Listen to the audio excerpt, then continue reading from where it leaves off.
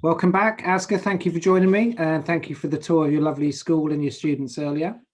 So this is the third recording today for our Facebook group, Grow Your Own Science and Maths Like a Superhero. And today's talk follows on from Aska's osmoregulation and my quick introduction to blood. We're going to be looking at haemostasis and thrombosis.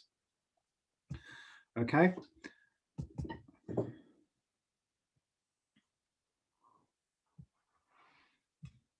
So let me just bring the details up. I'm going to cover this very quickly. Do ask any questions, Asga. I'm more than happy to answer any. So we're going to look at what the definitions of both are. So hemostasis is the process that maintains blood in a clot-free state in a normal vessel at the site of a vascular injury. So in terms of how this is, there's a lot of different proteins involved. And what happens when that's disrupted, i.e. through an injury, a cut, a lot of different proteins interact to form the blood that clots and stops further bleeding. So the second process we're going to cover is thrombosis. What is thrombosis? A thrombus is a blood clot in an uninjured vessel, so a normal capillary, normal artery, or normal vein. And a thrombotic occlusion is something that can occur after a minor injury where you get a blockage. So we're going to look at all the different factors that are involved. I went into a little bit of the proteins that are involved in blood clotting in my last talk earlier today. So the main processes in hemostasis include these. So this is a very good summary.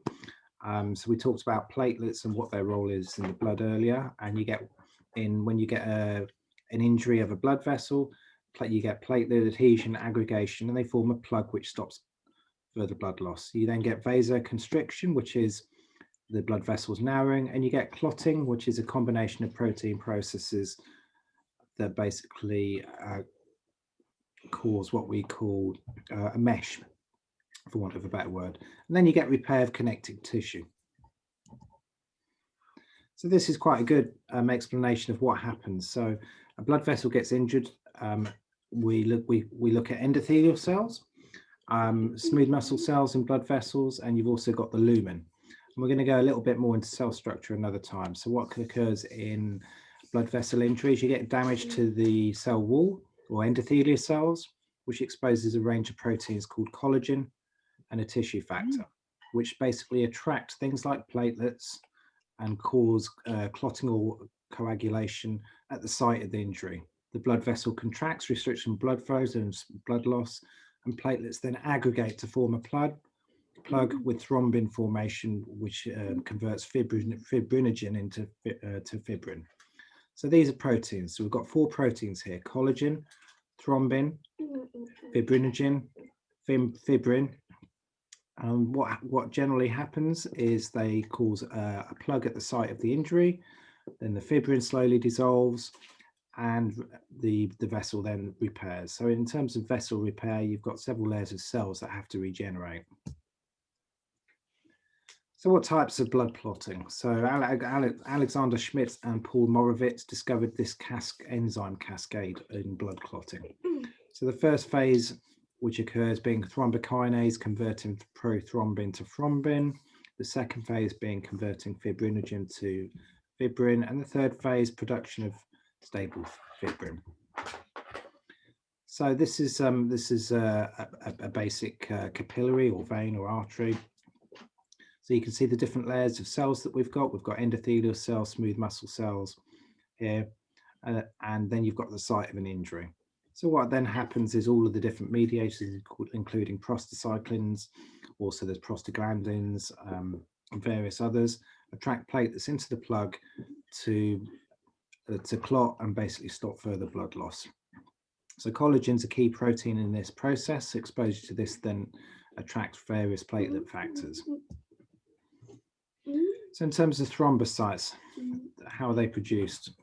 Produced from megakaryocytes, and there's 1.5 times 10 to the 11 in 1 liter of blood. Serotonin and thromboxane are vasoconstrictors which cause the blood vessel to contract. And the factors that affect platelets adhesion, by adhesion we mean sticking. So platelets stick into a blood wall, collagen, and something called plasma von Willebrand factor, which help how platelets adhere to cell walls to stop further blood loss. So these are the other ones, the mediators involved, called nitrogen oxide and prostacyclin. So this is a good picture of platelets in the normal state, activated platelets, and all the other mediators and chemical pathways that are involved, which are quite complex. So some of the ones involved are called phospholipases. You've got cyclic AMP, and basically at the top we've got the different ones which initiate platelets adhesion. So you've got prostacyclin, collagen, thrombin, causing this downstream cascade, which eventually causes blood clotting. So an example of of platelet adhesion here. So in terms of how this happens, we've got things called cell adhesion molecules expressed on nearly every single cell there is. And what these do is facilitate different processes called apoptosis, migration, cell proliferation, cell signal transduction, and also cell to matrix adhesion. And these are called integrins. We're going to go a bit more into those another time. So what are blood clots? So we've got one here, which is a thrombus. And what happens in the blood pathways, you get a massive cascade of proteins. So we're starting here with inside and outside a cell. So if it's a wound outside the cell, you've got a factor 8, factor 7, using calcium ions and phospholipases, which eventually causes all of these different proteins to result in a clot. So what happens in the absence of certain clotting factors like factor 8 is the blood cannot therefore control how it clots, which is what hemostasis is. Whereas inside a cell, you've got kallikrein, factor 8 factor, thromboplastins, a factor 10, 5, and so on. So this is basically a long chemical enzyme cascade that controls blood clotting and smooth regulation of blood. This is a bit more in depth. This is more into inflammation and growth factor release in cells. And these are another class of chemicals that are involved in attraction of different immune cells. So we've already covered macrophages and neutrophils, and these play a part in the inflammatory response. So there's two types of inflammatory response, acute and chronic. So acute being fairly minor, chronic being fairly serious. And what happens with cell migration is that all of these different cells get recruited to the site of the infection or the injury. So the first, we mentioned a bit earlier, one of the proteins involved is called prothrombin, which gets converted to thrombin. So this is exactly what happens. Another one, fibrinogen, and this gives you the example of its molecular weight in Daltons. What actually happens to form the fibrin clot. Now the fibrin is the protein that basically occurs in the clot, the clot, which is the wire mesh that you feel when you have a scab. The example of chemical bonding, so you've got disulfide bridges in fibrinopeptides, and the fibrin network and interrelation with thrombin.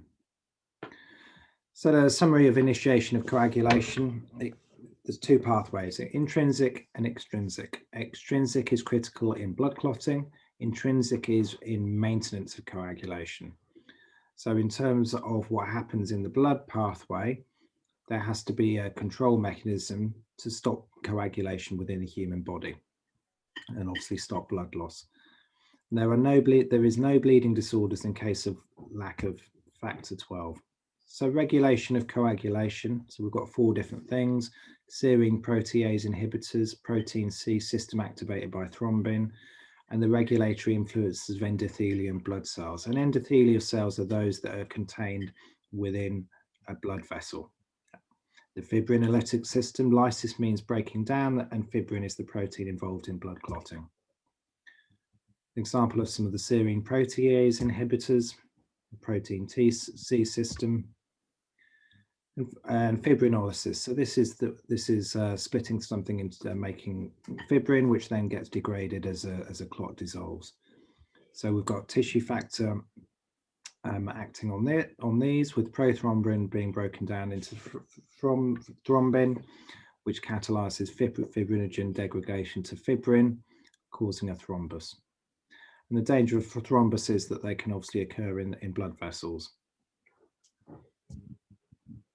So what is endothelium? Endothelium is a layer of cells which modulates anticoagulant properties.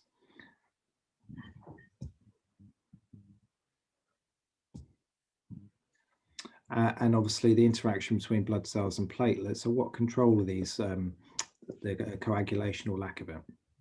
So all of the different factors involved that I've very quickly touched on are what control cell recruitment to the site of an infection or injury. So a little bit about disturbances, what happens when things go wrong. So you get hypercoagulation and thrombus formation, or hypocoagulation, which are bleeding disorders, i.e. losing blood like haemophilia. So hypercoagulation is too much clotting, whereas lack of clotting, it causes something like haemophilia.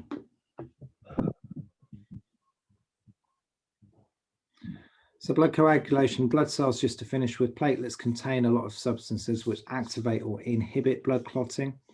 Granulocytes and monocytes produce tissue factors and factor V, and some of the phospholipids which support blood clotting processes. And the role of endothelial cells is in this is producing plasminogen activators, and also various different factors like IL-1, TNF, which is a tumor necrosis factor, which initiate pathways in clotting. Okay, Asger, I hope that wasn't too quick. So we've covered a little bit about clotting pathways and proteins. Any questions? No, sir. No? No. Thank you. That was a very quick explanation. There's a lot of different pathways. We'll go a little bit more into the proteins in that another time. Thank you for joining me, Asger.